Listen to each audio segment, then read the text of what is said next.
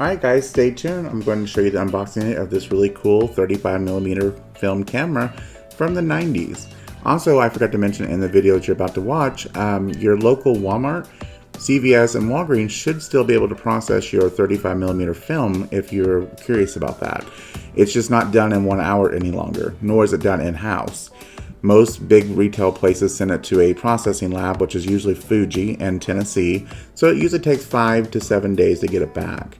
But it's still an option, and it's still not that expensive to get it done. So if you find some rolls of film around your house, go drop them off and have them developed and see what you've forgotten about. Stay tuned. Okay guys, so let's take a step back in time to 1997, I think is when this came out. This is considered one of the better Olympus point and shoot cameras. It's fully automatic, so it's not like a manual one, but it's a 35mm film camera.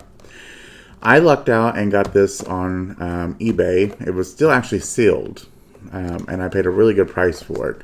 Another place I would highly recommend, which I'll put a link in my description, is Brooklyn Film Camera Company up in New York. They sell these completely, refurbished and almost practically new-like for a great price. These really are, I was shocked at how well the point and shoot was of this camera, the quality of pictures, which I will show you some here in a minute.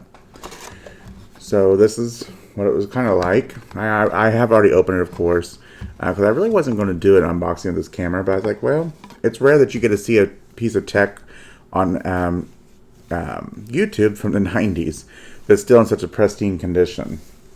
So here's the camera, of course. This has still had all the packaging and the warranty and everything that come with it, all your paperwork. So it was really cool to get this. Even still have a thing you mail in to get the warranty, which I don't think they will honor being this old. And here's your user manual, which is pretty nice to have. The features of this camera made this one so special, which was still a pretty big deal even in the 90s, was it actually has, you can do panorama shots by flipping this switch here. Also too, your viewfinder here, when you zoom, it will actually move and zoom in on this viewfinder, which I really like that feature. Back here in the back is how you open it. This little button here. Push up on it. That's where you load the film. And it is all, pretty much automatic. You just load your film, pull it across till you get the leader inside of here, shut it, and it'll load the film. If your film is coded, it has the reading sprockets here. So to read the film, so it'll automatically know the iOS of the film, and it'll set the camera automatically for that. Here's your mode for it'll also stamp each picture with the date, which I like that feature. This also here too is your focuser for your view window. So if you're somebody that wears glasses, you actually can change the focus and it'll clear up the image for you. So it is a Japan camera, but it was assembled in Hong Kong. But all the parts are still Japan on this model. Here's your zoom, your shutter button, your flash feature, and then your timer. And also, I guess, had an option to buy a remote, which was pretty big, new thing back then. And here's your digital LCD screen readout for your film and everything. The front, which is pretty basic, but I like this unique lens cover here they have. So we're going to turn it on, and by doing that, you just flip this switch right here, and everything pops up automatically, electronically, which is really cool. And then now your top up here is reading information. Shows your battery level for a few seconds, and that'll go away here in a minute. Well, once the film's in there, that goes away. Right now your flash is on auto, and here's your date up here. Hopefully that's picking up in the camera, and those kind of bright lights I have.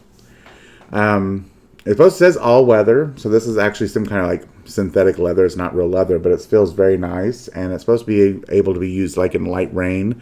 You can't submerge the camera, of course, but light rain is not going to hurt it. To zoom all the way out, which has got a 105 millimeter zoom. So there you go. And then that's 38, I think it is. And we'll show you the battery compartment. Let's shut it off now. And that goes back all the way in by itself, and you just shut the lid. The battery compartment is over here, and you'll just use your finger here to open. Use your nail. You push down and push out. And it uses a, what is this one? A 123 battery. I used a lithium, so it should last a while. I think the instructions said one battery should last 15 rolls, which is quite a bit. And so I really have been impressed with it. I couldn't believe I found one that was still new, like sealed. Now here's some test shots I took. Now the thing I will tell you, this was indoors, kind of dimly lit. I like that it has your date stamped on there. This was still kind of even darker, which I still was shocked at how good the quality it came out. It's a little grainy, but that's expected when a dim lit, because that was a distance away. This was zoomed all the way in, and I was setting quite a bit away from this area. Here's a close-up. And again, there's your date. Here's like a medium shot. It's like halfway zoomed. It's fully zoomed in, pretty close. And this shot here, I was going to show you, the only thing I've noticed on the camera, if you notice here, the autofocus on this camera does not always get 100%, because it's actually, this is all sharp. She's out of focus. So, if you can see there. So, and there's no way to know if the autofocus is hitting the right thing. So that's the only down draw that I have had with this camera. But, I mean, the image qualities are amazing on this for a point and shoot. I've been very much impressed with this camera a lot. The other thing that I found unique to most point and shoot cameras, I think it's another reason why this camera, I think when this came out in '97, this was like a $400 camera back then, is see your back here, it's actually got a glass lens back here in the back where the film goes.